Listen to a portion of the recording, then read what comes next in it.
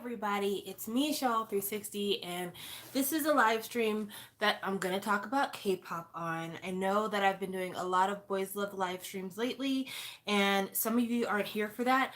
I totally get it. That's the reason why I clearly mark those videos the way I do, because I try not to mix up the content. But this is going to be K-pop talk, because a lot has happened since the last time I talked about K-pop, so I figured now's as good a time as any.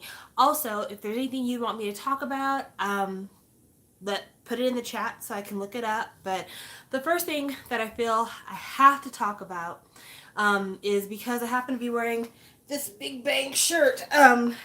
I wear this around the house. I used to wear this out in public, but now I wear it around the house, and that's because it has Sungri's name on it, and I don't feel comfortable wearing that in public until things are resolved, I should say.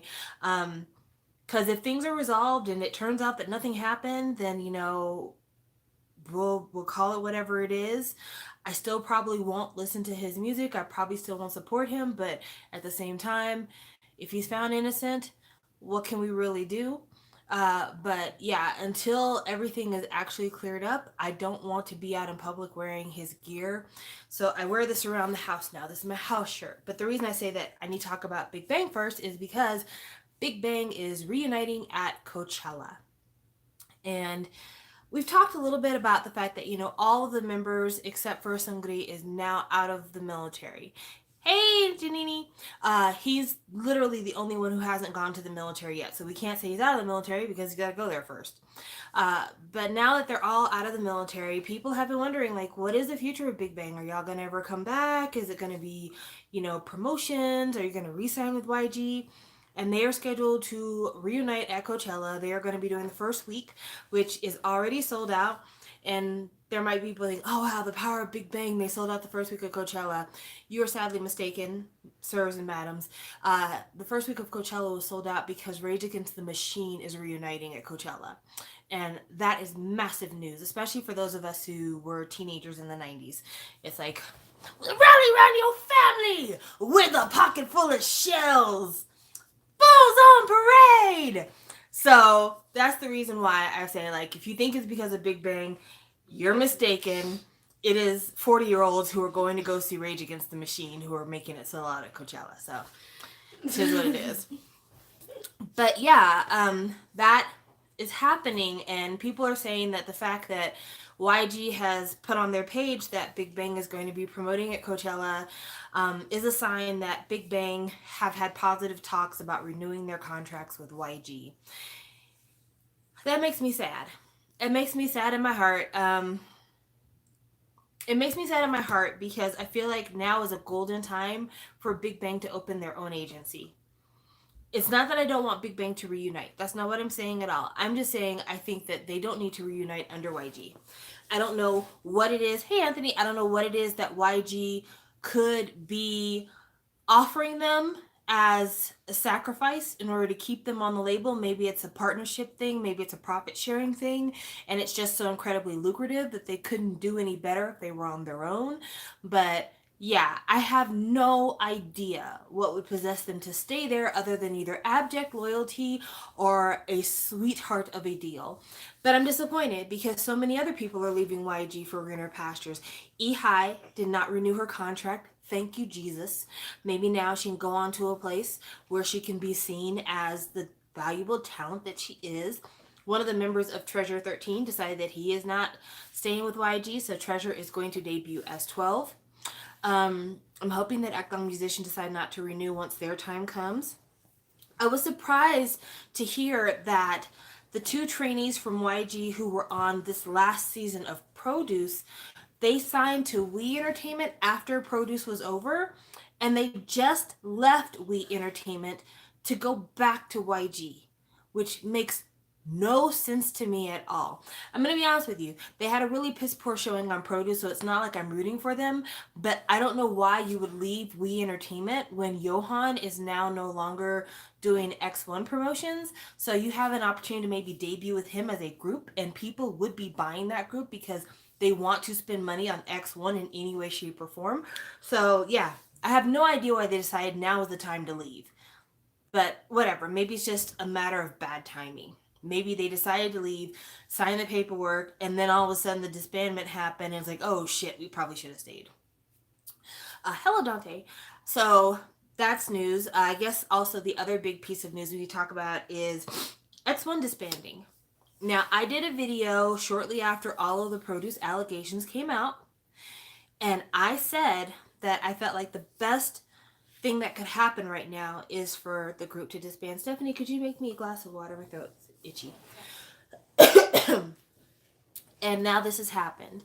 And in a lot of ways, I do feel bad because I realize that this group was a reflection of a lot of young men's dreams. And I hate to see their dreams end in this way. But at the same time, I think it reflects more on the fact that me, like a lot of older K-pop fans, we don't operate under extremely optimistic circumstances. We kind of see K-pop for the reality that it is, and there was just no way that X1 was going to be able to continue under the circumstances. Once the law gets involved and people start pleading guilty to manipulation charges and fraud and all this stuff, it is virtually impossible to promote, especially when the public is saying that they think that certain members got their position through privilege and manipulation. Once that happens, it makes it to where people lose faith. So even if there are record sales and everything else, commercial vendors, CF people don't want to spend money on them, and that's how the labels make money. There is this total misconception that the albums are how the label makes money. That is not true now. It has never been true unless you're BTS, unless you're EXO, and you're selling 1,000,000 copies of your album every time it comes out. If you're not doing that, hey Tarian, if you're not doing that, then your album sales are not where the money comes from. What the money comes from is commercial endorsements, sponsorships, all of the side projects that you do. And no one was knocking on X1's door to have them do commercial endorsements. That is the death knell for a group in the way that the business. Hey, you're being really loud back there, buddy. Sorry. Thank you. That is the way the business of K-pop works. And that's what K-pop is. It is a business. As much as we'd like to think it's about artistry and craft and talent, those things are important in terms to having something to market. But market is what K-pop is about. It is about marketing. And if nobody wants to buy your product, you're sunk in the water. I will be interested to see what comes out of a lot of these boys going back to their home companies. I'd be interested to see who leaves their company after X1 disbands. I'd be interested to see what happens with those members who have to go back to their groups. Woosuk is going back to Uptension, perhaps. I'll be honest with you, Top Media doesn't look like they give a fuck about getting Jinhyuk or Woosuk back into Uptension. I don't know if this is something that the boys themselves are supportive of, like if they're saying they want to promote solo and they don't want to promote with the group. But I saw somebody on Twitter make an excellent point. They said, if you're Top Media, why would you buy outfits for 10 guys, do makeup for 10 guys, provide transportation for 10 guys, make sure that all the things that need to be done backstage for 10 guys takes place, when you could spend a fraction of that on one guy or two guys and get the same, if not double, the returns. And as heartless as that sounds, again, we're talking business here. That's part of the reason why Top Media is probably going to think, why promote Uptension as 10 when I can promote Woosuk and Jinhyuk by themselves, or maybe have them do like a duo subunit. So that makes sense. Victon. Byungchan went back to Victon after Produce, and Victon had their highest selling album ever. And people are starting to pay attention to Victon. They want to see good things happen for Victon. So I'm hoping that when Sungwoo goes back, that he will actually promote with the group. But he has gotten a lot of star attention just by himself. So I wonder if his company will do the same and say, well, we're just going to promote him as a solo because people want to see him so bad. But I mean, I want to see him in the capacity of Victon because I think that Sungwoo and Byungchan together, ooh, the power. gives me chills. So I would love to see him back. Um, I'm concerned about Sungyeon going back to Unique because I don't know if Unique is actually a thing that will be happening. Because Unique, their individual members have seen some real wins in the last year. So, I mean, of course, Sungyeon's got an audience built in. They're ready to go. We want to see him promote. Even if he comes back as Woods, we're fine with that. But Unique, one of the members did the Untamed. And that particular member is like one of the hottest properties in China at this very moment. Why would he ever go back to Unique? Ever. When he can basically just market his face for the next 3 years. Do the continuation of the Untamed, do more, you know, movies and music videos and all this other stuff. Like there was so much talent in Unique, and I kick myself for the fact that I didn't invest more time getting to know them. However, I can't say that their music really stood out to me as a unit, so I don't feel terrible about not getting to know them better. Hey Mason, but yeah, like why would their company decide to bring all these boys back when as individuals they make so much money on their own? So, you know, I'm waiting to see what the future is for the individual members of X1. But the way the breakdown is, I heard that the breakdown was four companies were in favor of continuing on as X1. Four companies were in favor of disbandment. One company was like, I'll just go with whatever y'all decide. And then Swings Entertainment, which was the overall management umbrella, wanted to do a farewell song. And because the companies had voted for disbandment, they said, we're not going to allow our members to do a goodbye song. And that is the reason why we did not get a goodbye song from X1, which is really unfortunate. I think it's a shitty way to treat fans because X1, whether you want to acknowledge it or not, had the highest selling rookie debut of 2019. And 2019 saw the debut of TXT. And still, X1 was that rookie.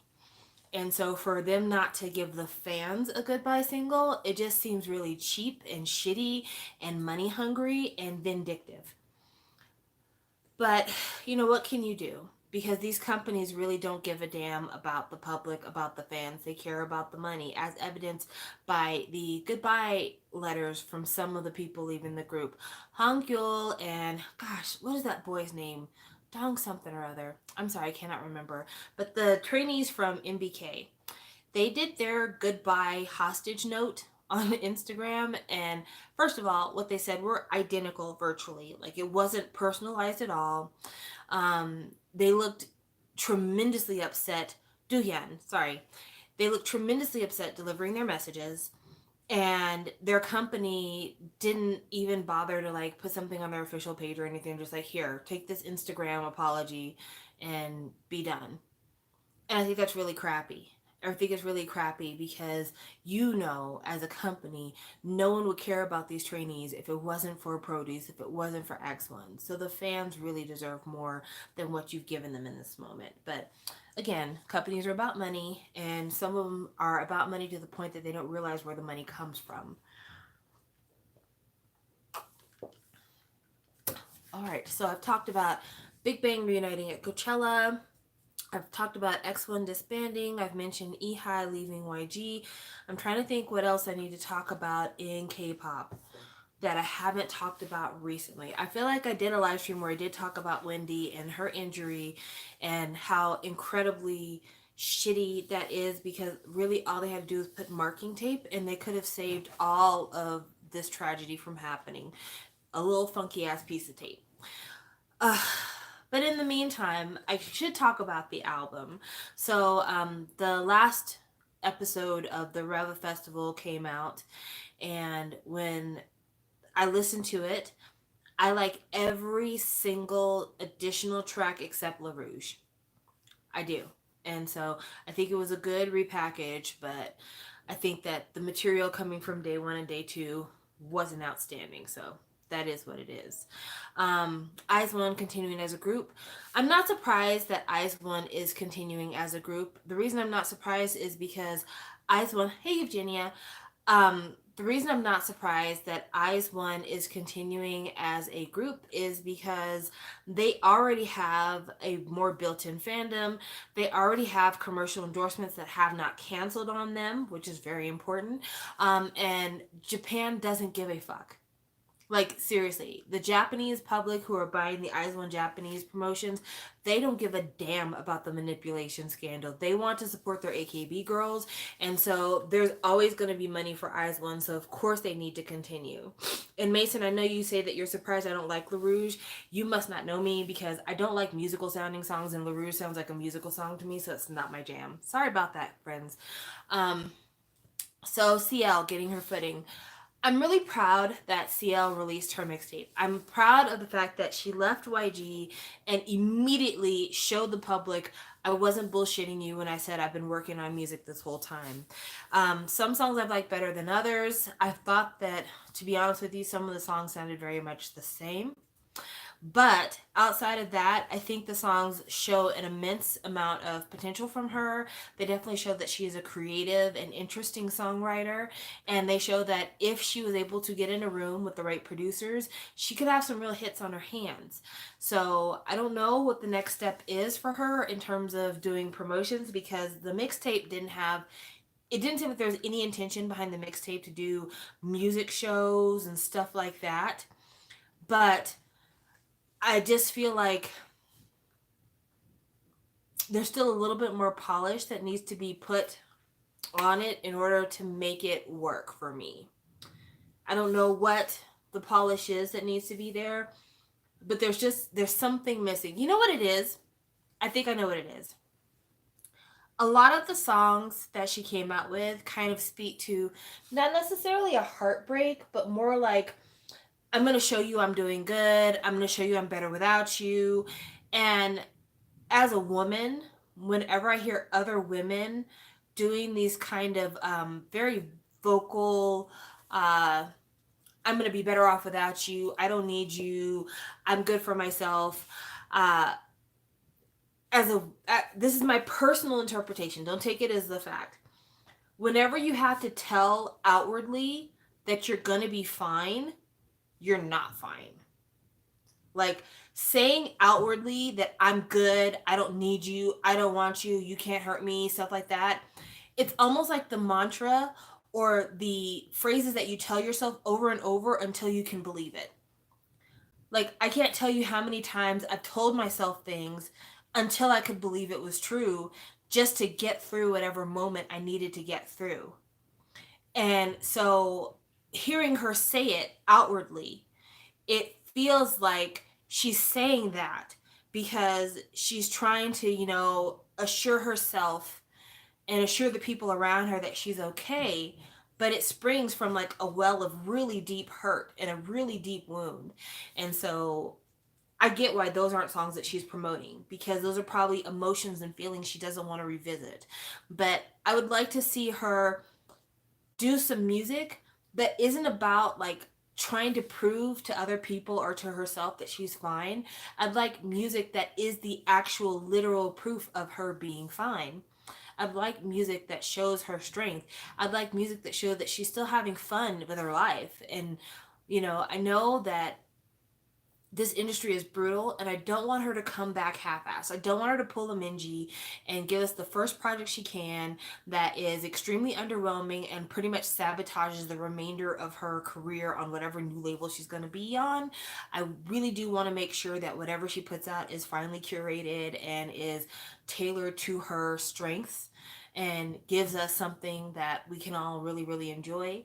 I'd like to see her with a team around her similar to the team that Bomb has, because you can tell that no matter what, the team that Bomb has around her, they really care about her. And they're doing everything they can in her best interest to the abilities that they have. And I think it shows in everything that she's been doing since she came back. I need that kind of team around CL right now. That's what I need from her. And I need Dara to leave YG. Like, I need you to make that happen. You have got to leave YG because you're the last one. You're the lone holdout. And Minji's in a really bad situation because she sued her company to get out of her contract, and the court said, no, there's no evidence here that they haven't fulfilled their contract. Therefore, you're stuck in it. So I don't know if Minji's going to be able to release anything, if she's going to be silenced until her contract runs out. Not that she's not used to that at this point, but perhaps if Dara leaves and both Bomb and CL and Dara can get together and maybe form it in their mind that they want to do a reunion, they may be able to buy Minji out of her contract enough for her to be able to do a 2-in-1 reunion. That is my sincerest hope. That is my sincerest wish, is that that's what happens, because I really do think that that's the best outcome for all of us. So there you go. I think Minji's contract is probably your standard 7-year contract. I really don't know for sure, but I'm sure that it is not something that we want to see her sitting on the sidelines for. But again, most contracts have a termination clause that you can buy out of. Speaking of termination clauses you can buy out of, wow, my segues are really lining up here. Speaking of contract terminations, Daisy with Momoland went on record to say that Momoland television, or the competition show that Momoland was formed on, was rigged. Which, almost every TV competition at this point is rigged, but was rigged. And that in the competition, she did not make it into the final group. She was added to the group during their second comeback. And the company had told her before she was eliminated, they said, you're going to be eliminated, but we're going to bring you in our second comeback. Be prepared for it. Not only that, but the members of Momoland had to pay for the production of the television show as part of their rookie debt, which Korea has now changed the rules of how rookie debt is handled. Companies can no longer put these huge amounts of debt on these rookies for their training cost.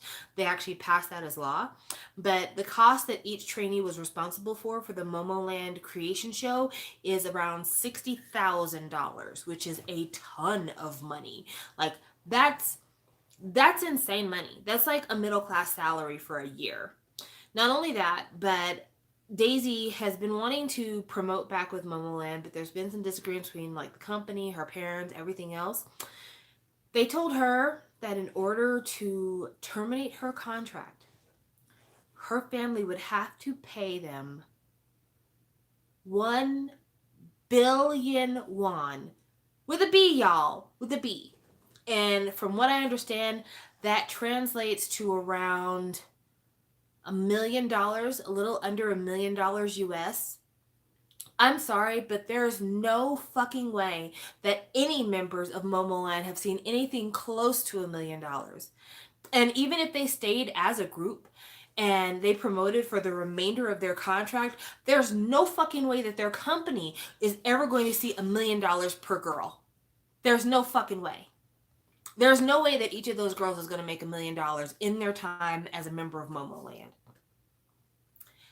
And, depending on how the contract is written, it may be completely legal, but at the same time, it ain't right. It ain't right. And the company is like, this is standard contracts. This is not anything that no one's ever seen before. The hell you say. The hell you say. It's basically a way to basically keep your mouth shut. Putting $1 million contract termination fee on a group like Momoland is basically saying you can never leave until we are done with you.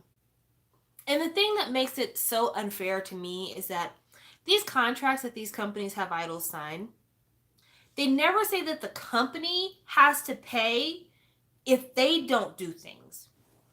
So for instance, let's say you are FX and you're signed to SM and you have to pay off your rookie debts in order to be able to start making money under the label. The label has no requirement to give you a minimum amount of comebacks per year. They don't have any requirement as to how much they're willing to finance towards your career every year. They have no obligation to try to give you as many opportunities as possible to make this money. And if the company decides to drop you, they're not required to pay you for the remainder of the time on your contract because your contract has no annual minimum income. So it seems terribly unfair to me that you can tell a young person under the age of 25, you owe me $1 million for breaking this contract. But if I decide, excuse me, that I don't want you to be in this group anymore, I don't know you shit. That's ridiculous. That is ridiculous. That is ridiculous to me. I don't understand it. I think it's unfair. And I don't know of any other businesses that are so public that allow people to take advantage of folks in that way. Most contracts, at a minimum, are supposed to provide some sort of benefit for both parties involved. And idle contracts don't provide a benefit for anybody except for the company. And it is shameful. It is absolutely shameful. So I saw a comment here that said, I'm biased, but I feel Idol School was rigged when Natty did not get in. It probably was. I think a few people from Idol School have talked about, or who were a part of Idol School have talked about how it was rigged. So I'm pretty sure that's true. It's weird that Teha left quickly. I don't know why they didn't let Daisy go. I don't know either. Maybe it's that they feel like Daisy has more potential than Teha, so that's why. But it's really strange. It is really strange. And it's not even like Momoland is doing so great. Momoland, I don't recall anybody talking about them until Boom Boom came out. And then Boom Boom came out and it was a big hit. It was hit with some plagiarism stuff. And then they did their follow up, and they've done follow up, and they've done follow up, and they've all done worse and worse in the charts. So, like I said, the chances of them ever seeing $1 million per girl at this point, even if they did the entirety of their contracts, is pretty slim to none. So it's unreasonable to say we would be out this money if you left. Ridiculous. Ridiculous.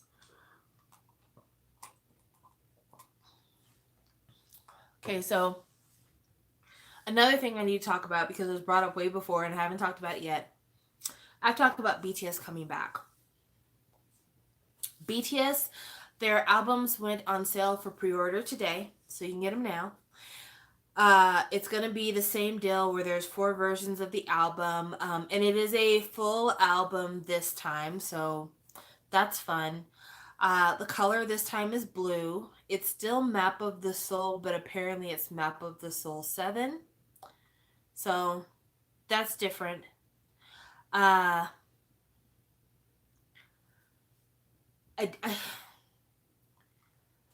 glad it's a full album. I am glad of that. I have a couple of complaints. And I know people are going to try to downvote me for the complaints I have, but I feel like the complaints I have are not bad complaints. It's more like things aren't meeting my expectation. I should say that. That's what it is. I'm disappointed that the album is going on pre-sale a month and a half before it's released. I understand why it's going on sale a month and a half before it's released, because I'm sure that what Big Hit is wanting to do is break the world record for pre-orders of an album. So I get it, but still I think it's a little bit disappointing that, you know, you kind of tease people with a comeback and then they got to wait a month and a half to get it. I'm disappointed that the album is not the same size. That actually really throws me off. So like with the Love Yourself series, Love Yourself Her, Love Yourself Tear, and Love Yourself Answer are all the same size. I have them on my shelf now. So it says Love Yourself on my shelf. It's really, really nice. The Persona albums are not exactly the same size as the Love Yourself albums, but they're in the general vicinity. I was hoping to have a nice, pretty shelf with Persona, Ego, and Shadow all on them, right? No. Instead, it is an album that is probably the same size as maybe School Love Affair or Are You Late Too? Maybe even bigger. Why are we doing this? Why are we doing this? I don't understand that. Even if it's a full album, just because it's a full album doesn't mean it has to be a bigger size. You know, Answer is the same size as Tear and Her. It didn't have to be much bigger. Where am I going to store forward these things? Also, I don't like the name 7. I wanted it to... when everybody had worked out that it was going to be about, the Carl Jung version of the map of the soul and everything, I was thinking, okay, this is cool. I like where we're going. I like it's a theme. But yeah, it's going to be 7, and that doesn't fit in with Persona. Like, are we putting that on hold? Or are there going to be 4 parts? Like, I don't understand what the hell's going on. And then it's Blue, which I guess the blue is because it's going to be well, Mason said that Alex said that it's because it's going to be pink and then blue, because when you put pink and blue together that makes purple, so the third part should be purple. I don't know if that's necessarily true or not, but I don't know. I don't want blue and pink next to each other. That's kind of silly to me. I don't know. It's just not my favorite thing. And then people have been talking about how like the photo book is mostly lyrics and they're not really happy about that, which I don't even know how you get 32 pages of lyrics.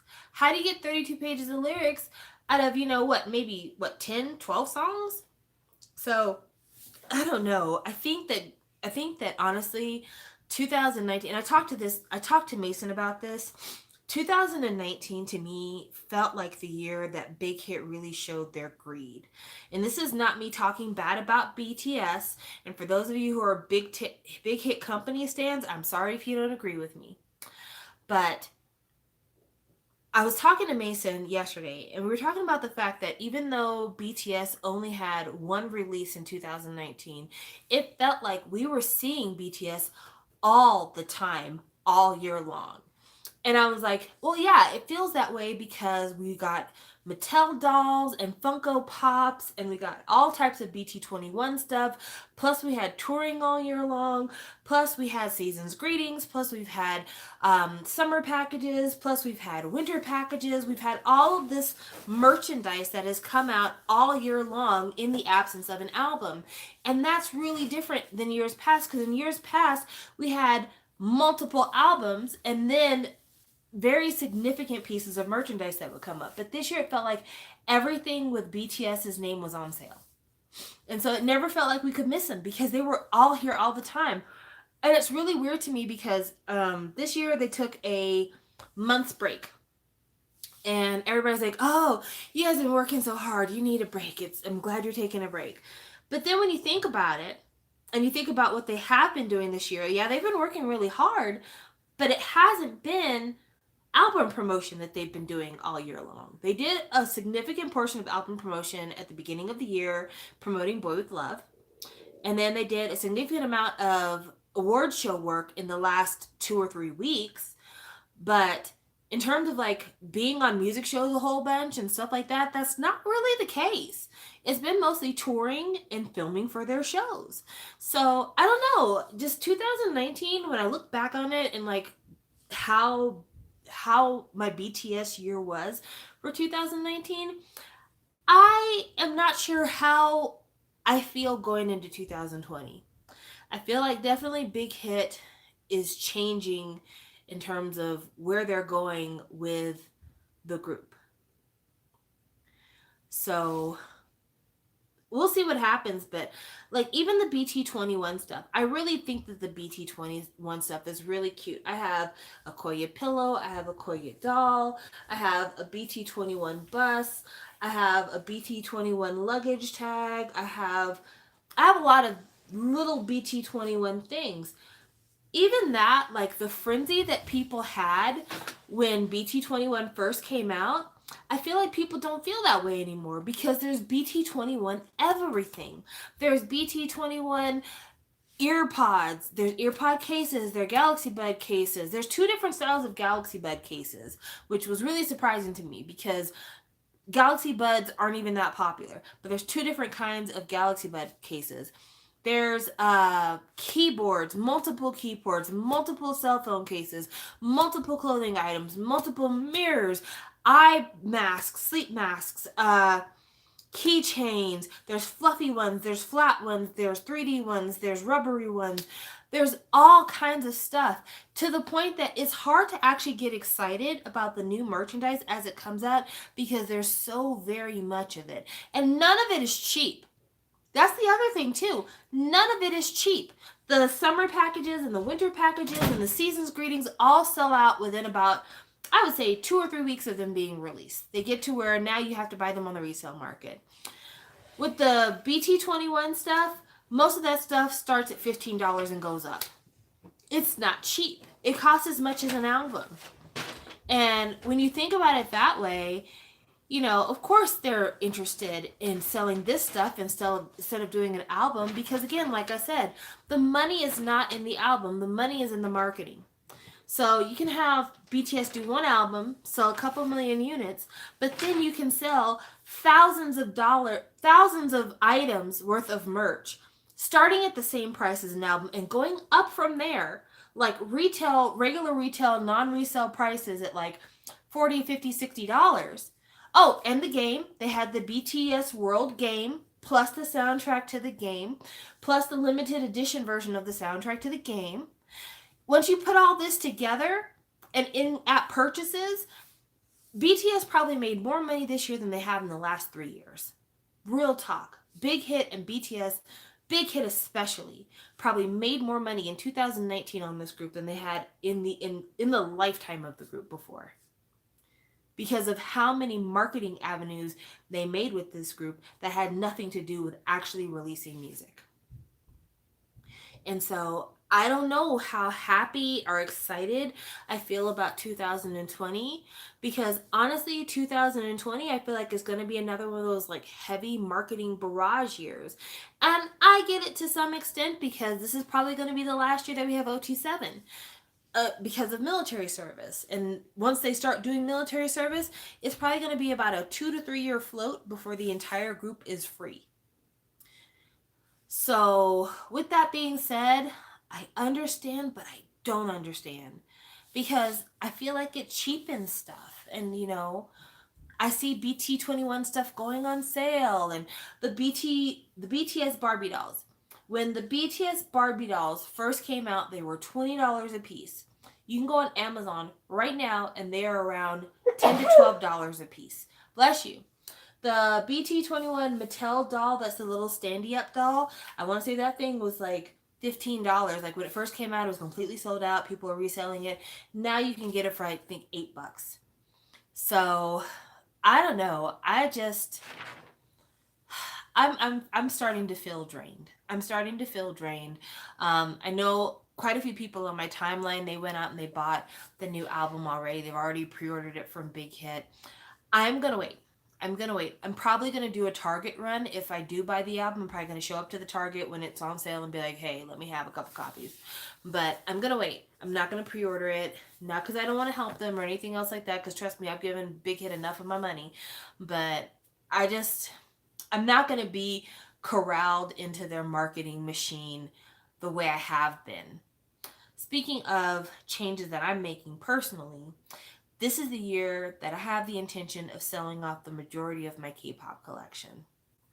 And this is not a tragic statement that I'm making. It doesn't mean I'm getting out of K-pop. That's not it at all. So I want to make sure I'm very clear on that. I have enjoyed collecting. My channel would not be what it is if it wasn't for the fact that I started as a K-pop unboxing channel. That is what caused people to subscribe to me. The people who stay around, I don't know what the fuck it is you came to see, but it just is what it is. I have a lot of things that I just can't keep. I'm running out of room, number one. Like, I've got shelves double stacked, every single shelf. But number two, I have no possible way of listening to every single thing that I have. I wish I could. I wish there were enough hours in the day, days in the week, weeks in the year for me to enjoy it all. But some of the albums I have not listened to in years. And I probably won't ever listen to those albums again because there's just no time. Because as much as I want to listen to that stuff, I also have all this new stuff I want to listen to. I want to continue to grow as a person. I don't want to stop enjoying music because I have to stay listening to all my old stuff. I want to continue to enjoy new media as it comes in too. And I just don't have any room for it in my life because I have so much old media. So I'm going to try to sell the majority of my collection, not including my shiny stuff, because my shiny stuff has a very sentimental place in my heart, and I'm never going to be able to get rid of my shiny stuff like that. Like the shiny stuff gets sold when I start needing to pay rent. Like that's when the shiny stuff gets sold. Um, but I've got Girls' Generation albums that I never listened to. I've got a whole bunch of Luna albums that I don't listen to. Like I don't have like a ton of them, but I've got probably at least 7 or 8. I don't listen to them at all. I've got Beast stuff, and I've got just all kinds of stuff I need to get rid of. And so I've been thinking about like what is my criterion for what I'm keeping. I'm gonna try to keep my alt groups, the groups that like are my most fave, and I'm gonna be keeping my shiny collection, like I said. But I'm gonna be selling off my BTS extras. So I do have a couple of SNSD Japanese albums that I'll be selling. I have a couple of summer packages for BTS I'll be selling. I'll be selling a few of my BTS toys. I already opened my Ratmon, so of course it's there. Let me see what I have. Hold on, you stay there, I'll go see what I have.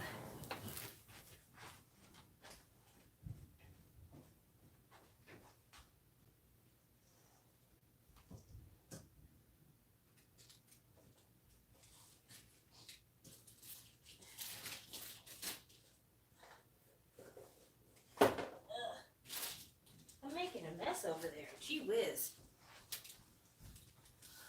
That's a shame. Okay, so did I miss any comments? Let's see. So this Luna album. I've got 2 of these actually.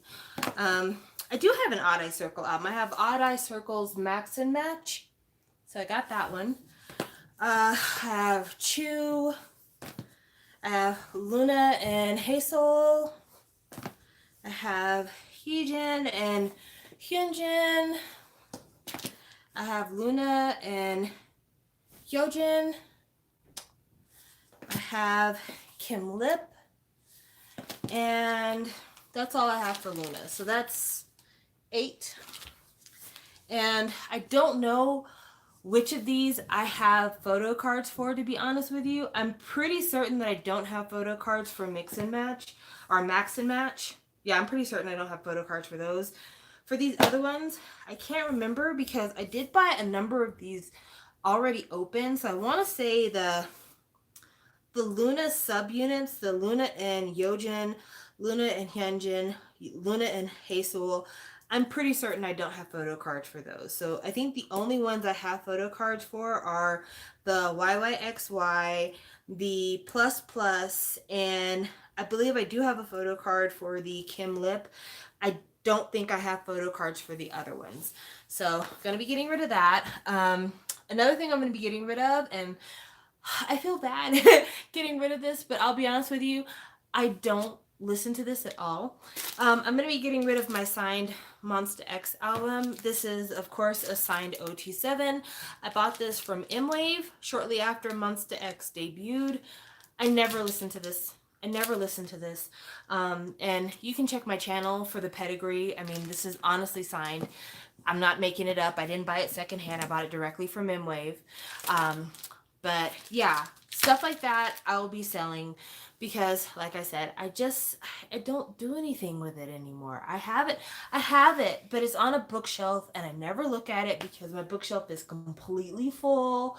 So yeah, there's just some, I knocked down 2 New East albums and my EXID Ah Yeah album, trying to get these things out to show them to you. That's how freaking stacked I am. Like, I just have way too much stuff. So I haven't, you can message me, find me on Twitter, Shawwa_360. I haven't set up a sales account yet, so once I do, I'll let you guys know what's going on. But yeah, I have so much stuff. I have an entire binder of photo cards I need to get rid of that I've been meaning to sell for the longest time. I have a lot of stuff I need to get rid of. New East, I have a lot of old New East stuff. Well, not super old, but I have I have the first New East W album, and I think my copy might be signed. Maybe, I'm not sure. Can't remember. And I have Q is, yeah, I have Q is because that's right here. Q is. And I have another one over there that I can't remember, but they're the ones that came out right before they got on Produce. I have those two newest albums. Um, yeah, I just have a lot of stuff I got to get rid of. I have a lot of stuff I got to get rid of. So I'll try. I will probably spend the weekend working on getting the spreadsheet together with all the stuff I'm selling, but I have a ton of stuff I've got to get rid of. And again, I'm not getting rid of it because I hate it. I'm getting rid of it because they deserve better homes than what I'm giving them. Like I'm really providing the worst home for them because they don't get listened to. And so yeah, I need to find another place for them to go.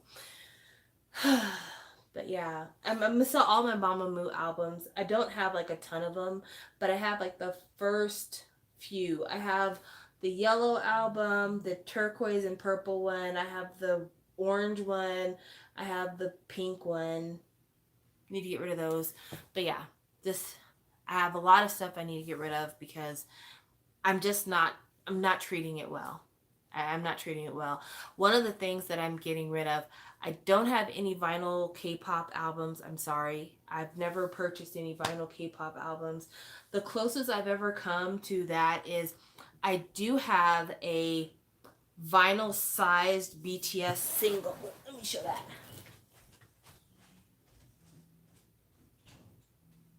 Can I even get it out? It might be too far back for me to get out. Gosh darn, I think it is. Oh, why are you way back there? I can't even get to you. Oh well. You're just gonna have to believe me because I can't get it out. Damn it.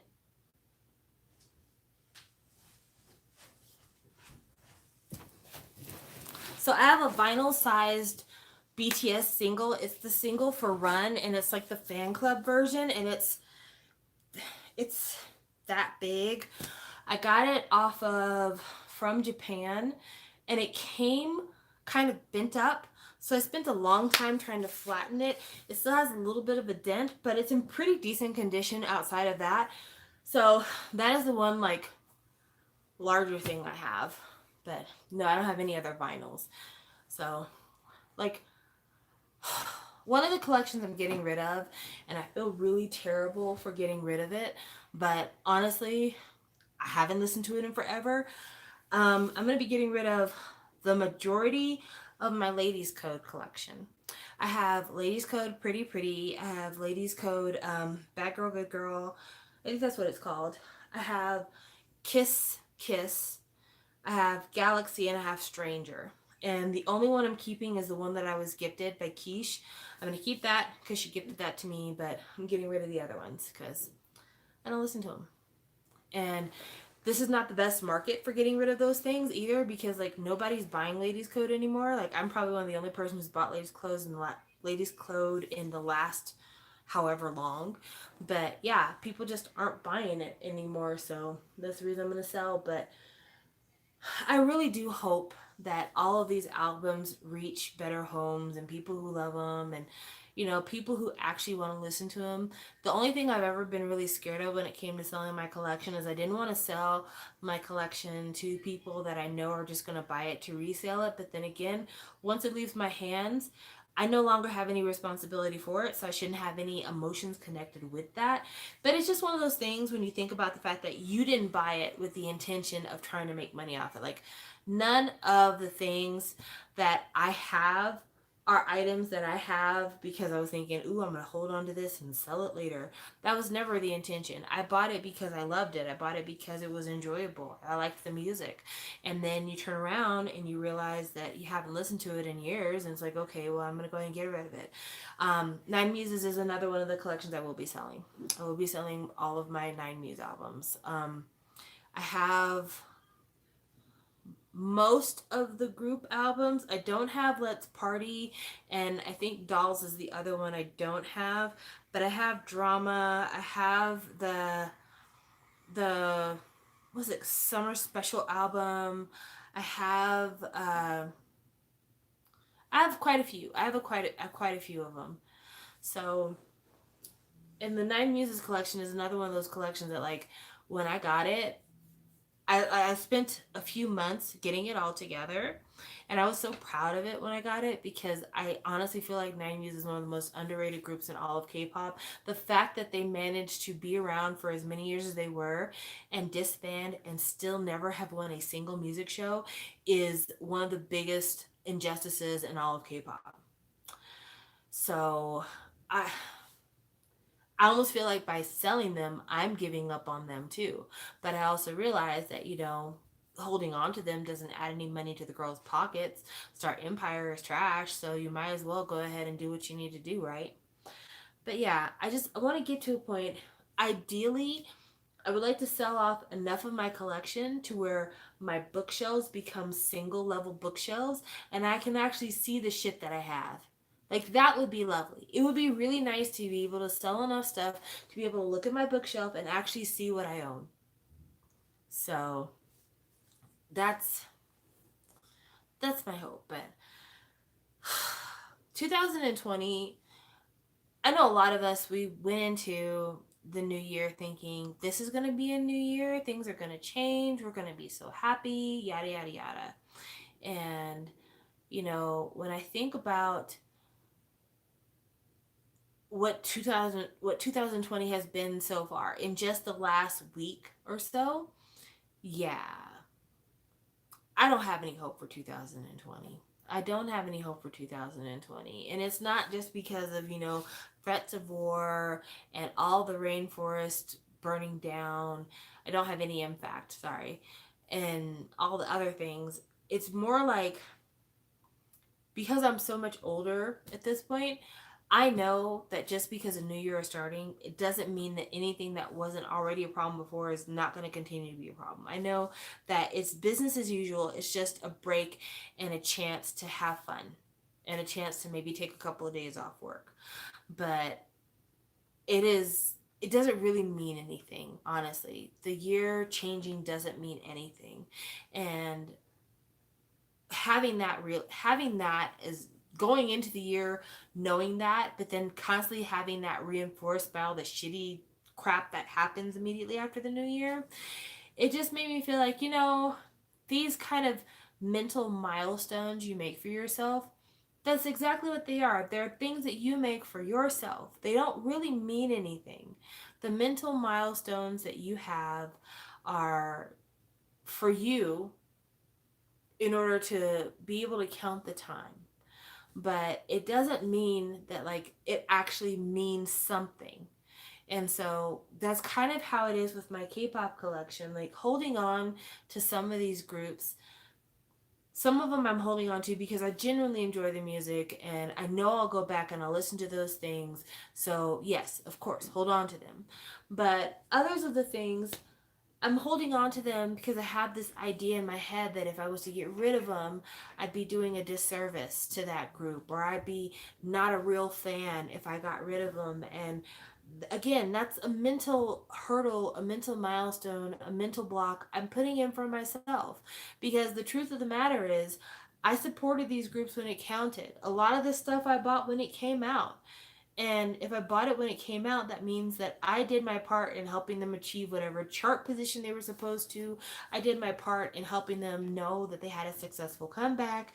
And so, whatever I do with this stuff afterwards doesn't mean that I am a bad fan. It just means that, my life is changing. Time is moving on, and certain things take priority over others. And so, it's okay. And if I don't have as much of an emotional attachment to it as I did at the time that I got it, there's nothing wrong with me and there's nothing wrong with them. It just means that time has passed and things have changed. But it's still tough. It's still tough not to have emotional feelings about stuff.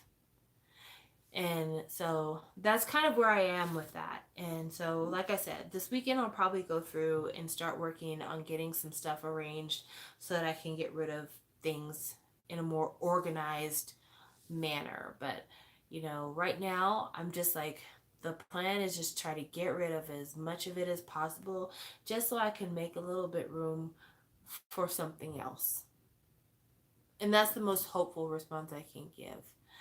I feel like I'm letting things go in order to make room for something else. Because how can you accept things if your hands are full?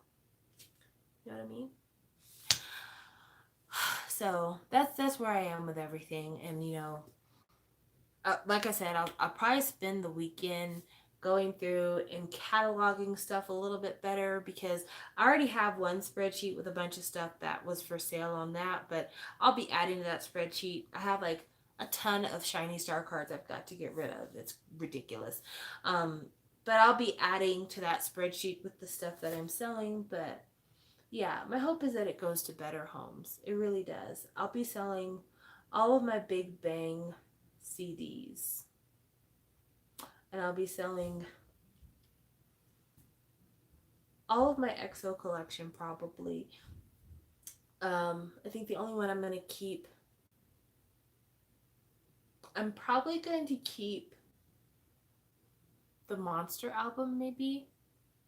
But yeah, I'm going to get rid of a lot of things. Oh, uh, I need to talk very, very briefly about emotions. I'm going to get off this live stream soon. I've been on live stream for an hour. But I'm going to talk very, very briefly about emotions, and the way that we express emotion to people and how that impacts the people that you express emotion to. Um, so when X1 disbanded, there were some people on my timeline that were expressing very strong emotions. And to be honest with you, the emotions that they were expressing, it scared me. It really did. It scared me because it sounded like these people were having mental health emergencies. And, in the days that have passed, they've been kind of up and down. But on the one hand, where I feel like I should pay attention to what people are saying because you do not want to ever be accused of like you didn't listen when I called out for help. On the other hand, there's so many people that have been making these kind of declarative, statements and like making things seem like it's just so dire and so emotional and something big is about to happen that it's draining and it's hard to tell who means what. And even if you don't mean it, I'm glad you don't mean it if you are saying things about harming yourself. But it makes it difficult for me to be the friend that I'd like to be. It makes it difficult for me to be the resource that I would like to be. It puts me through an emotional ringer. And I'm not talking about any one person in particular. And I want to say that very clearly because there's been a couple people I've DM'd, and I don't want them to think I'm talking about them. I'm just saying that there's been a lot that has come across my timeline from people where people have expressed thoughts of self harm or, life ending ideology. And it's tough for me. It's tough for me for many, many reasons. Hey Alex, it's tough for me because, in 2018, my uncle killed himself. And so that's something that my entire family has been having to deal with for the last couple of years. It's tough for me because I know how it feels to call for help and not have anybody hear you and have to deal with things on your own. It's tough for me because I have a fear of loss, because I've lost so many people in my family. I had a couple of years in my family where I was losing 2 and 3 people a year, and I got to where I didn't want to answer the phone because I was so scared that the next phone call I was going to get from my family was going to be that another person had died. And so like it's a bit of personal trauma for me to intercept those types of messages, and because of that, I don't know how to say this without sounding insensitive, but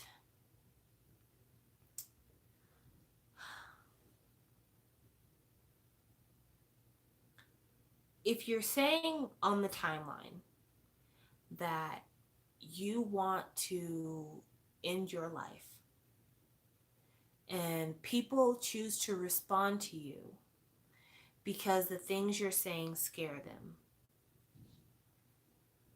I would like you to examine your response to those people when they reach out to you. And I would like you to examine yourself if you said those things and you didn't mean those things. Because I'm not going to call anybody a liar, but if you said something in the heat of the moment that you really didn't mean, and then people reach out to you because they're concerned about you, and you kind of write off their concern, or you don't acknowledge their concern, or you question why they would take you seriously when you were just saying something because you're very emotional. I would just like you to understand that the people who read your messages, who get your feed on the timeline, you don't know where they're coming from. You don't know their reaction and response mechanism. You don't know what you could be triggering for them from the way that you display yourself publicly. And it is my fear, like I said, that I will have someone reach out to me for help and I will ignore them and they will be gone. That is a huge fear for me. So I'm not saying that you shouldn't tell people that you're emotional. I'm saying that maybe you need to think with your head a little bit as well as your heart. Maybe instead of being so incredibly impulsive when you're writing your Twitter thoughts out, maybe you should, in the back of your mind, consider, if I put this out here, am I prepared for people to respond? And if people respond, am I going to be annoyed at the fact that they're responding to me? Or am I going to be grateful that people actually care and are paying attention? Because it's a lot. It is a lot. It is a lot. It is a lot for you, but it is a lot for us. And in the quest of trying to be compassionate about these things, I almost just want to turn it off. Like honestly, I almost just want to turn it off. And it was mentioned by Lami, and I'm gonna say this, and I hope that people don't take offense to this, because I mean, I don't know how else to say this in a more sensitive way.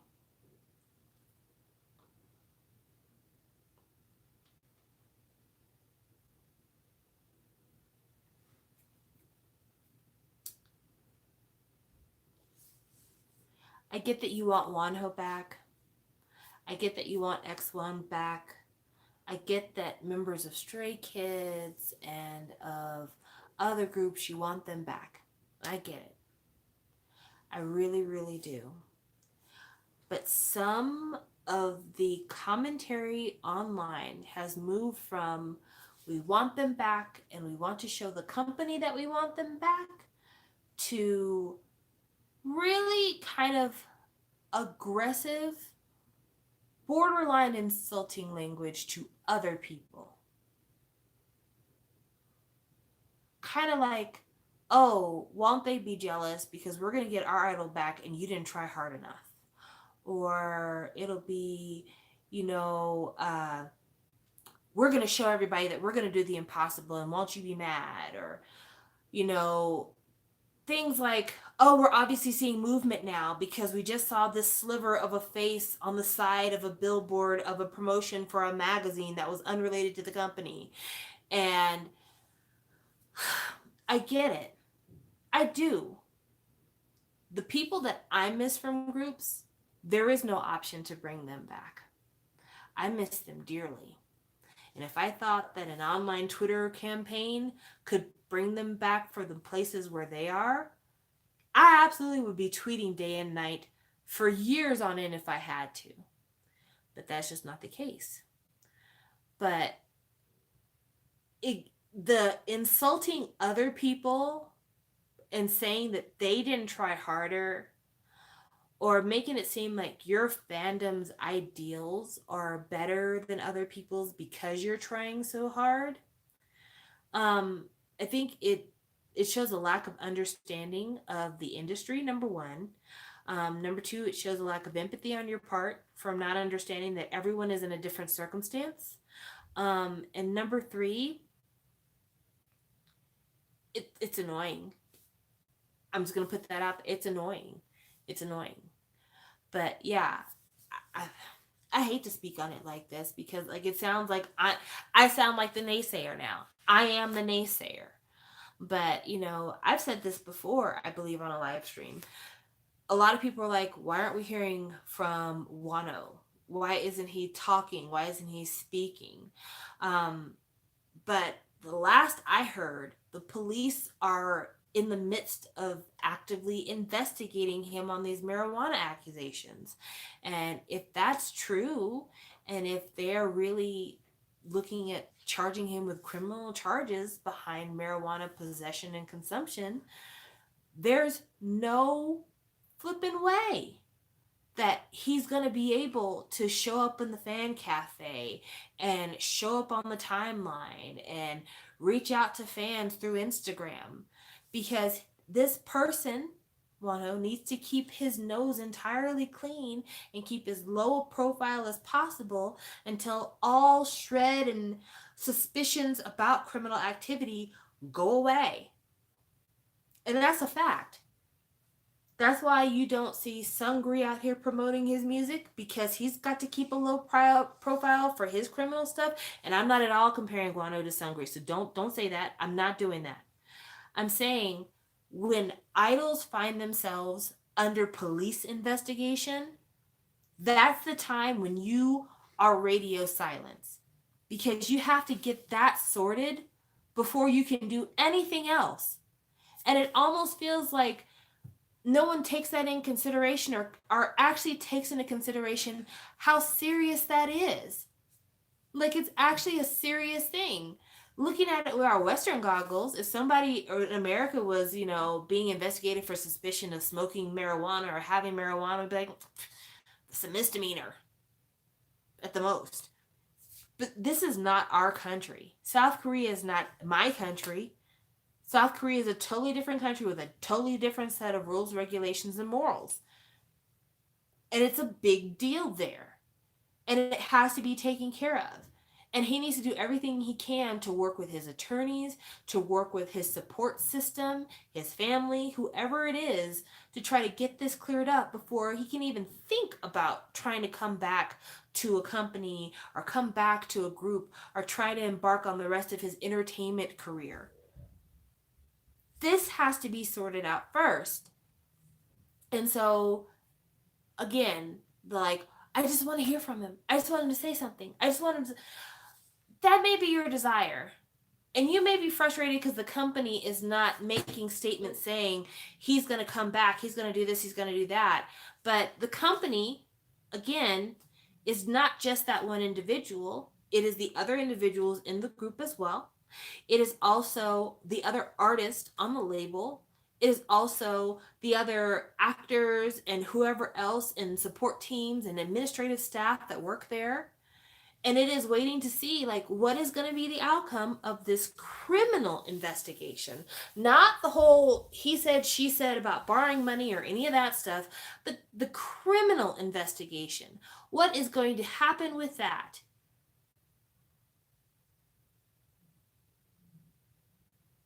Because maybe you haven't noticed, but with the Big Bang thing, when Sungri got accused of all this burning sun stuff, the first thing that netizens said was, oh, this proves that Big Bang is a trash group because they associate it with somebody who did this. And again, I'm not saying that Wano and Sungri are the same thing. That's not what I'm saying at all. What I'm saying is part of not having him be a part of the group and doing promotions and everything else is not just about, we don't want him, he's trash, get him away from us. It's about, if we embrace him and this cloud of suspicion has not left, there's been no acquittals or, total cleansing of his reputation, it falls on everybody else connected with him. And you know that's true because you saw how they tried to drag Shonu through the med during this same period of time. It's about destroying the reputations of every single person involved. It's not just one person. It is everyone involved. Everyone they touch, everyone they hang out with, everyone they have any kind of professional relationship with. All of those people get a piece of that. So after the Sungri burning sun thing happened, Daesung's building was accused of being a high-class hoe house. Of course, people are like, oh, well, it makes sense. He probably learned his business skills from Sungri. Top, the whole drug thing. Oh, makes sense because GD is a druggie. Of course, YG would be running a drug operation through their building. Every single person is touched. And it sucks that that's the way that netizens operate. It sucks that that's the associations that people play. But that, again, this is not our country. This is their country. And their rules, their laws, their regulations, their moral codes. And Starship knows that. The other members know that. They're probably devastated that they can't be with the person that they built up their careers with, someone who matters a lot to them as a person. But they also understand in order for us to be able to move forward and have a group that he could possibly come back to one day, all of this has to be clean first. We can't put us on hold because we'll lose the momentum that we're building. But at the same time, he can't be here right now because all of that has got to get cleaned up first. And that's what this is. That's what it is. And I'm sorry. I'm sorry. I'm sorry that that's the reality of the situation, but that's what it is. And I'm not accusing Wonho of anything. I'm not saying he's a bad person. I'm not saying he doesn't deserve to be with this group. I'm not saying he doesn't deserve to still be on Starship. I'm just saying it's more than him. It's more than him. And this situation has to be cleaned up first before he can ever set foot back into that group or back onto that label. At the very minimum, the police investigation has to be done. And they have to come out with a statement saying that they've investigated the matter and they found no truth to the accusations and they're not pursuing a criminal case. That's the very minimum that needs to happen.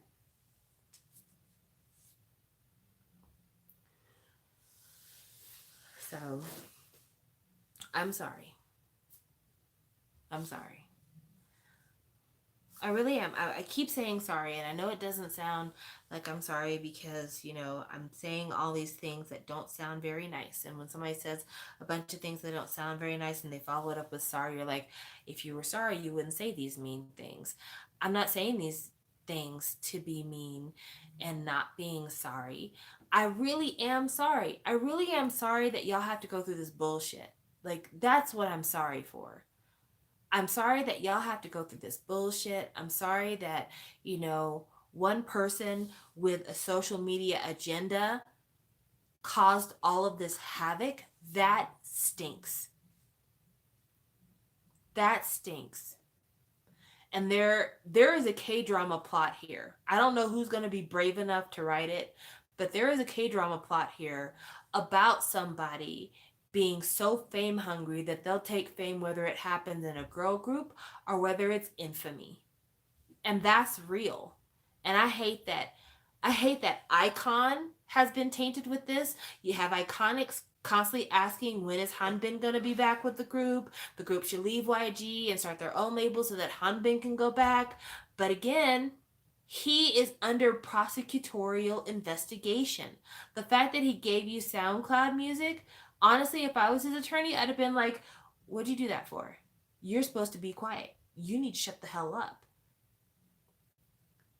But yeah, he's under prosecutorial investigation right now because of Han So-hee, because of that chat that they had with each other about him wanting to purchase LSD and acknowledging that he has purchased and consumed marijuana. That's not done yet for him either. So yeah, Iconics, I get it. You want him back. You want him back. And honestly, I don't feel like Icon will ever sound the same without him in the group. You know, if they're fortunate, they'll pull off a winner and they'll see greater success even without one of the original members. But yeah, it's going to change some things for sure. It's absolutely going to change some things for sure. But there's still an active criminal case being investigated right now. And so, with that being said, how can he come back? How can he come back? And I just feel like people forget about that part of it. If the actual police was not involved with some of this stuff, I would probably be on your bandwagon, be like, yes, come back, do it, do it, do it. But the real freaking police are involved with this. And that's a consideration that you have to have in this situation, is that the police are actually involved with this. So it makes it a very different response. So that's why I don't know. That's how I feel. That's how I feel, and I don't know. Sometimes when you express your feelings, people get upset that you express your feelings when they don't agree with their feelings. And I get that. I'm not saying you have to agree with me. We don't have to think the same things to be friends. But I just want to put that out there because it was important to me. It was important to me to voice that because I've been feeling a lot of frustration about it. And, you know, I don't want to get on Twitter and say it because I don't want a lot of people who don't know me to get involved and be like, well, you're this, you're that, you're this, you're that. Because they don't know me and they don't know my history and they don't know how long I have been financially supporting Monsta X and, you know, the well wishes that I actually have for them. They don't know about how I was looking more forward to Icon debuting than I ever was for Winter initially because I didn't think that Nam Taehyun was very good. And I stand by that statement. He's not my fave. I do not like him and I do not miss him in Winter. Um, but I have support for these groups. However, I just know that like when it comes to stuff like the police, you have to let that go through. And it sucks the waiting game, but you just gotta let that shit go through and see what happens with it. And then we can start talking about, okay, he's been cleared, put him back in the group. Then we can start talking about that. Absolutely. That's when those conversations should take place. Get this criminal case off your back and then let's talk about rejoining. Okay, so thank you guys for watching this. I know it's been a while since I've done a K-pop chat, and oh, I can tell you exactly why Taeyeon was not my cup of tea. Number one, I wasn't a big fan of his voice. I did not like the kind of music he did while he was in Winter. Hey, Caitlin, I'm almost off. Um, I didn't like his kind of like rocky style music, and the stuff he does with South Club and the stuff he's done as a solo has absolutely not been my cup of tea at all. Like it's like Oasis-y, Blur type of, you know, 2000s Brit rock type stuff is what he's into, which has never been my bag. Also, I can actually pinpoint the exact thing that he said that I hate. Just a second, I'm gonna go grab that.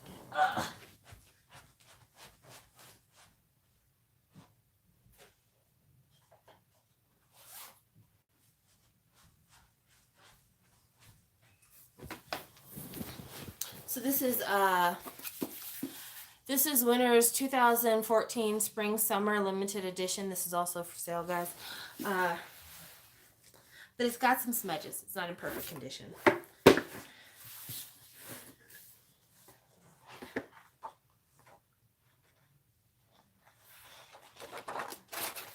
Does this not have the interview in it?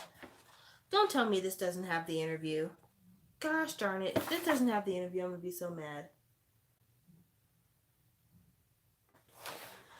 I think this might not have the interview in it. Yeah, I think this doesn't have the interview in it. for some reason, it's been a while since I've looked at this, which is another reason why it's got to go. It's been a while since I looked at this, so I didn't remember whether or not this had the interview. But the smaller version of this, there's like this limited edition one, and then there's like a regular version of them.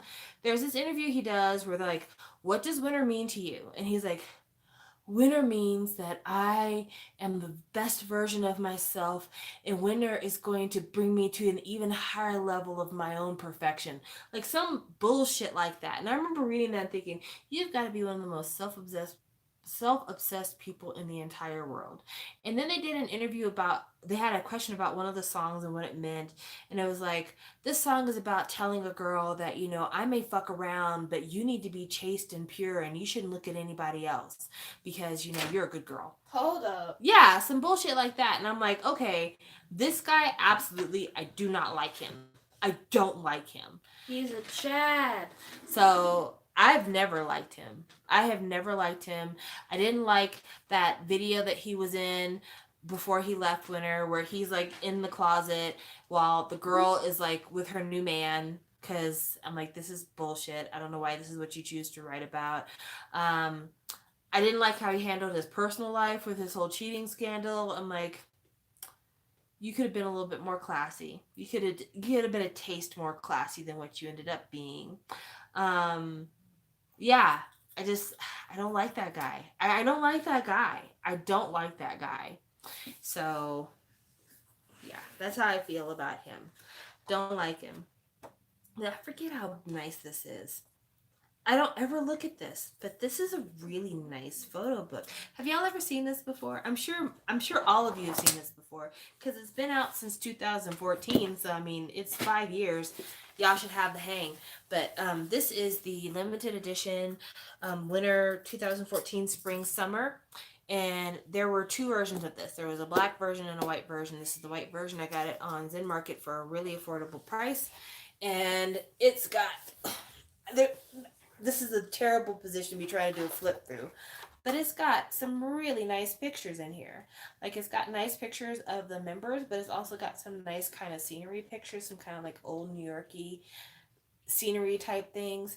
It's really nice. It's really, really nice. And that's why I got it, because I knew how nice it was. But once I got it, I hardly ever looked at it. And it even came with like not a Polaroid per se, but like I guess a postcard. What do you call this thing?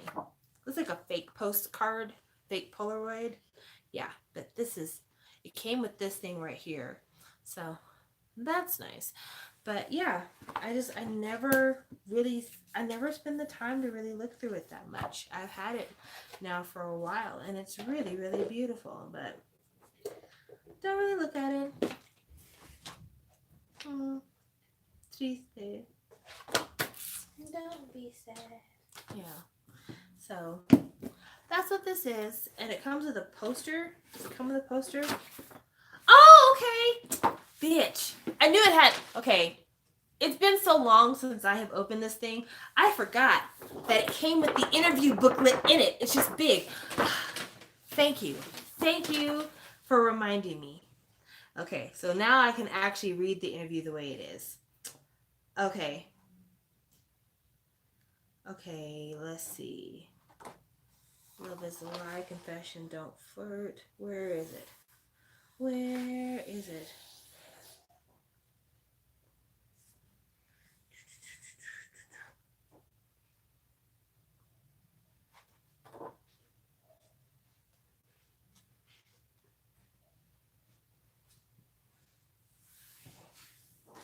I'm trying to find that question because it's in here. I know it is because I remember reading it.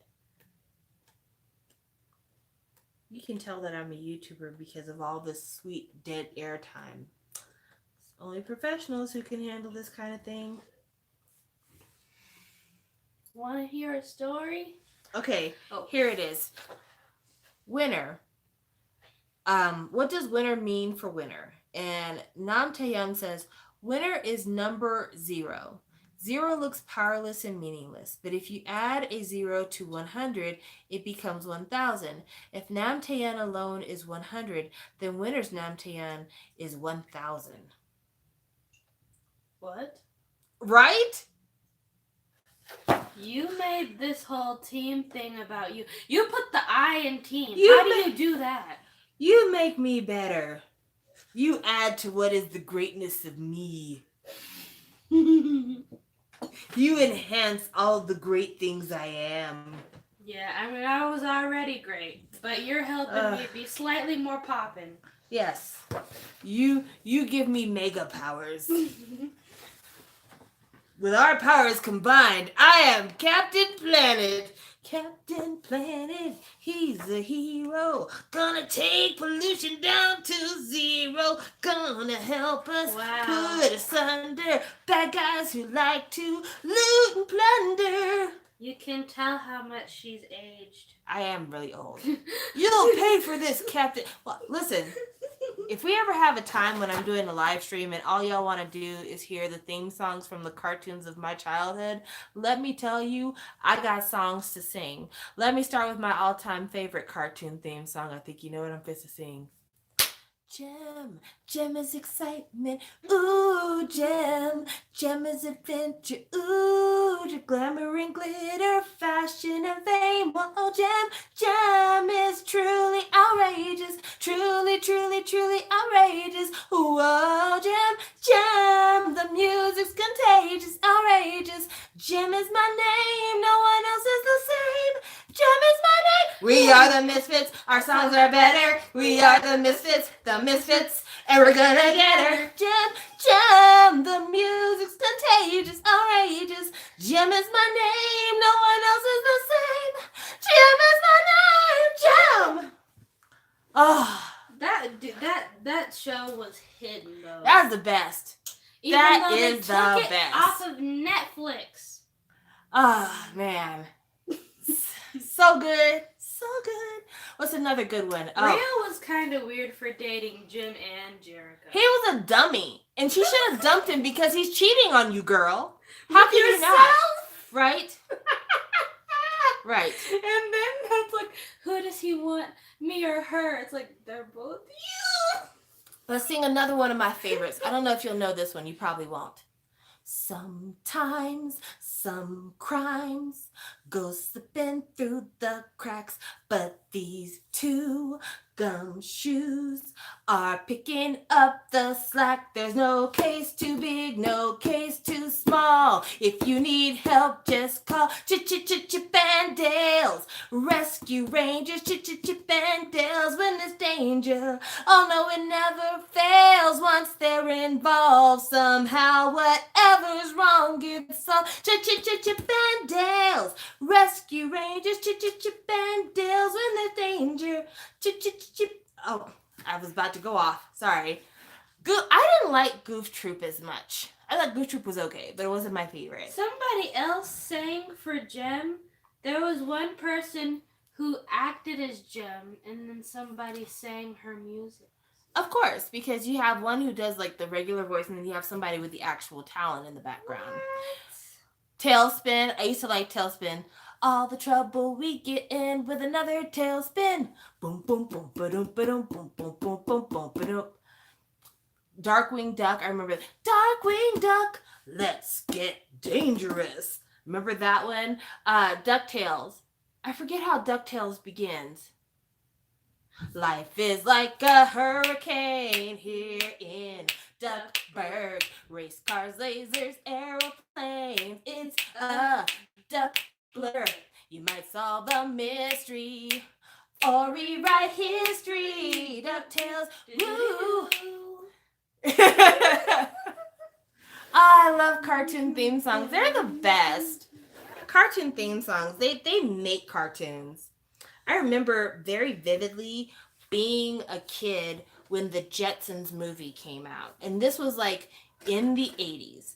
And the reason why I'm bringing this up is because Tiffany, who sang the song I Think We're Alone Now, she did the voice of Judy Jetson in the Jetsons movie. And she sang this like really sad, beautiful ballad. And I remember being a kid and being like misty-eyed listening to her sing and being like, oh, I want an emotional relationship like that. Now I'm a kid. And this is what's going through my mind because I'm insane.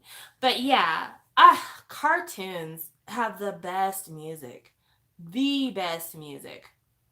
So many good things. So many good things. I enjoyed that trip down memory lane. I hope you did too. I hope you did too. I've totally gotten off subject. We were on subject. I know, right? We were somewhere. I'm holding this thing for a reason. Don't know what happened. We were talking about someone who was like self-absorbed. Yes. Anime openings are good, but I didn't watch as much anime as a kid, so I don't have the same emotional attachment as everybody else does. But yeah, I was all about like the Saturday morning cartoons. Don't tempt me with a good time. Do not tempt me with a good time. My favorite has been and probably always will be Gravity Falls. The theme song to Gravity Falls? Yes, and the show. See, I like the theme song. If I was going to take a modern cartoon theme song that I like the theme song to Adventure Time. Yeah. That Adventure Time. Really come on, grab your friends. I also like the Steven Universe theme song, even though I stopped watching after like the first 2 seasons. You should pick that back up. I heard that it got really good and it continues to stay really high quality. So I think that you should pick that back up. Yeah. The She-Ra theme. Wow, I haven't heard the She-Ra theme in forever. Ooh. I only know She-Ra from the memes. Do you know She-Ra or do you know He-Man? Both. Because I was going to say, you know He-Man from the Hey Hey song. So I can't sometimes when I lie in my bed just to get it on what's in my head. And I am feeling a little peculiar. Oh, Doug. Ah, man. Do do do do do do do do do do do do do do do. Wait, what's the? Is it that bald kid? No, Doug was the guy that had like the squiggles for hair, and he was in love with Patty Mayonnaise, who was black, by the way. And Roger. You say who was black? By just the way? saying. And then Roger, who was green with envy, get it? Hey Arnold. Hey Arnold's a good one too. It wasn't really a theme song so much as like a jazz rendition. He had a football head. He did. That's why they called him Hey Football Head. Oh. You know, it was all jazzy. Cow and chicken. I remember that. It was like cow, chicken, and then cat dog. I remember that one. Alone in the world was a little cat and dog. No one explains how they use the bathroom. How do they use it? Exactly. They're joined where their booty should be. How are they pooping and peeing? I guess it just goes through the skin and gets. Are they like the human the centipede, where like one poops and pees and then the other one vomits out the excrement? No. Just I don't saying. want to think about that. Just saying. Maybe they just don't eat. Well, they ate all the time on the show. Oh. They ate all the time on the show. So like what really was happening? What was really happening there? Like their poop turns into little particles that just seep out of the skin and go into the So like they have like a constant film of excrement on their surface of their skin? Maybe. That sounds horrific. Like everywhere they go, people are like, why does it smell like an open sewer? It's like, because it's coming out of my pores. Well, only when they need to poop it comes out of the pores. Sure it do. Only with Kim Possible. Kim Possible, the best theme songs of like modern Disney cartoons. Here to save the world. You can't stop me cause I'm Kim Possible. There is nothing I can't do. When danger comes, just know that I am on my way. It doesn't matter where or when there's trouble. If you just call my name, Kim Possible. Call me, beat me, if you want to reach me, if you want to page me, it's okay whenever you need me, baby. Whatever happened to Christina Milian? Oh, Proud Family. You and me will always be tied family every single day and night. Even when I start to acting like a fool, you know I'm loving every single thing you do. I love Proud Family. And then, of course, Phineas and Ferb. There's 104 days of summer vacation. The school comes along just to end it. So the annual problem for our generation is finding a good way to spend it. Like maybe building a rocket or fighting a mummy or climbing up the Eiffel Tower. Discovering something that doesn't exist or giving a monkey a shower. Thank you for the self-promotion, Mason. He was like, the theme song to my anime my cartoon that I worked on is also really good too. I see you, self-plug. But yeah, there's a lot of good cartoon theme songs. Cartoon theme songs are very, very fun. And like when Stephanie was really little, the only cartoon themes, Dexter's Laboratory. I loved Dexter's Laboratory because it was sung so serious, like by some old man.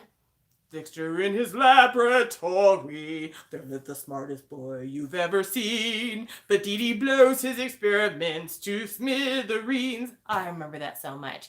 But like, when Stephanie was little, I was hooked on Stephanie's kid shows. Like, not like for little, like big kids, but like baby shows. I used to. Backyardigans. Yes. Your backyard friends, the backyardigans. Little Einstein.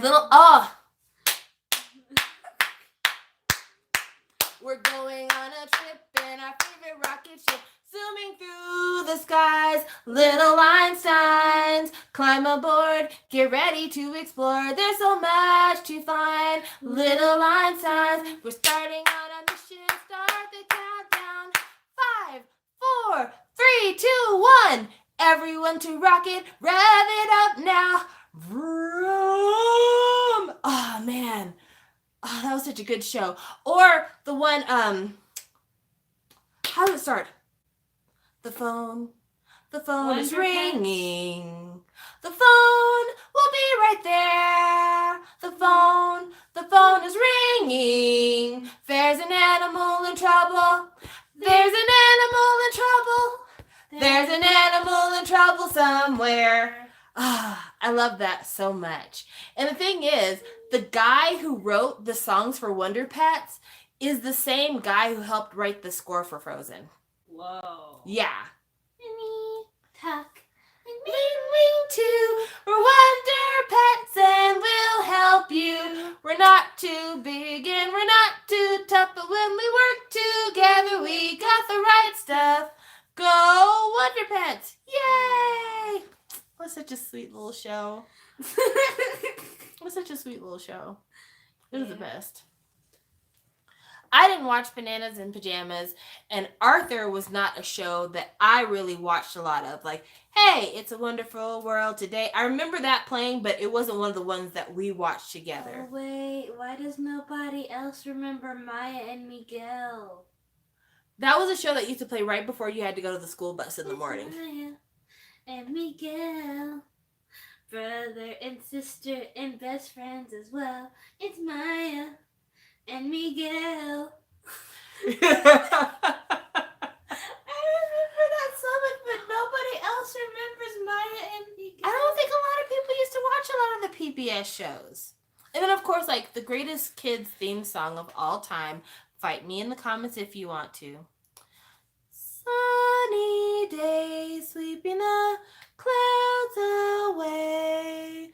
On my way to where the air is clean.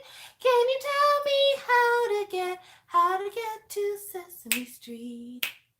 Yes. Fosse. Lipschitz. What? I'm sorry. Oh, wait. We're still on Sesame Street. We're not in Chicago? Okay. Why did you start singing Cell Block Tango? I don't know. It just felt like it was what was needed at the time. I thought it was a smooth transition. Imagine Big Bird being in jail. I could totally see it. He's accused of murdering Oscar the Grouch. And he's like, he had it coming! He had it coming!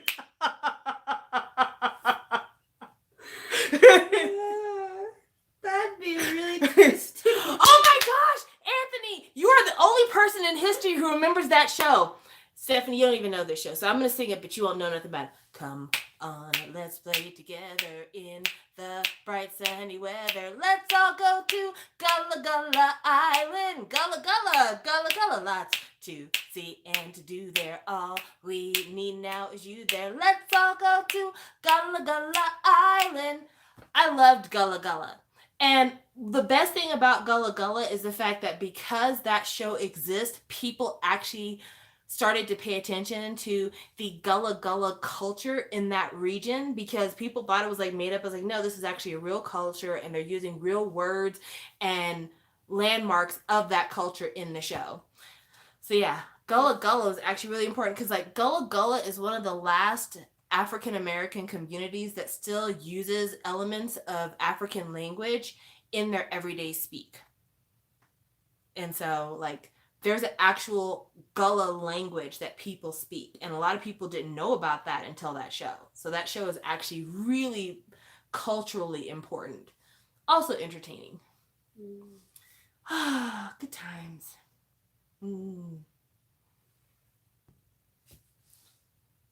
Okay, so Tarian just watched a documentary about that. That's a great show. It's a good show. All right, I really meant to get off the live stream, you guys. I've kept myself here far longer reminiscing about childhood staples, but I mean, we all have them. I wonder what it's like for people in other countries. Like, what are the songs that, like, when they hear them, they immediately think about their childhood? I don't know either, because I didn't grow up in other countries, so I can't answer that question. But I'm sure that like there's like a medley of like songs that if you grew up as a kid in the 90s in France, like when you hear the first two notes, you're like, oh my gosh, it's that show from when I was a kid. I think there's a famous cartoon with a bird, but I can't. Wow, that's super specific. No, it was like a big thing, like a really popular bird, but I can't remember. Again, there are so many popular birds in American media. It was like a one-word cartoon with a bird as the main character. I'm not lying. I don't know what the name is. But anyway, I'm getting off the live stream now. I will talk to everybody later. Thank you for watching. Thank you for supporting my unpopular opinions. Just supporting me in general. You know, 2020 is off to a less than auspicious start, and the fact that you're still here with me and you're enjoying all the weird and wild things I have to say, you are the real MVP. So thank you again, and I will talk to you all later. Bye-bye. That's the super fruit ending. I'm not super fruit, so I can't. You heard there's no harmony there. Good night. Bye.